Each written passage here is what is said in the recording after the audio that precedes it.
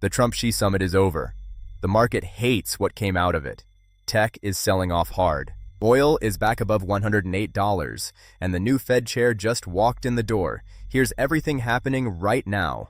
The biggest story today, the Trump-Xi summit wrapped up and Wall Street is not impressed. No major policy breakthroughs were announced. The few headlines that did come out were described as underwhelming by analysts. Trump announced China agreed to buy 200 Boeing jets, but investors were expecting up to 500, and Boeing shares dropped nearly 5% on the news.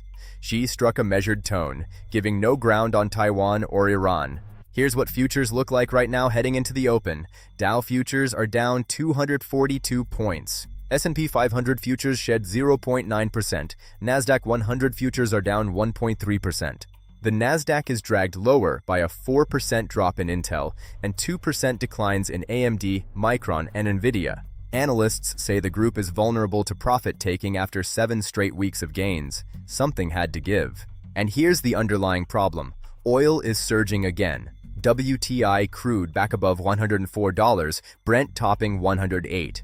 Because China gave no commitment to help end the Iran war, the market is finally repricing that reality. The global bond market is getting destroyed. US 10-year Treasury yields hitting their highest level in nearly a year. While Japanese bond yields hit record highs, the IEA says the market remains severely undersupplied until October. Meanwhile, today is day one for new Fed Chair Kevin Warsh, walking into a bond rout and 6% wholesale inflation, and $108 oil on his very first morning. No pressure. And in a bombshell move, Bill Ackman disclosed his hedge fund is taking a major stake in Microsoft. Noting that MSFT has tumbled 15% year-to-date versus a 9% gain in the S&P, Ackman is buying the dip hard. Not everything is red. Figma jumped 9% after raising its 2026 revenue outlook to $1.43 billion.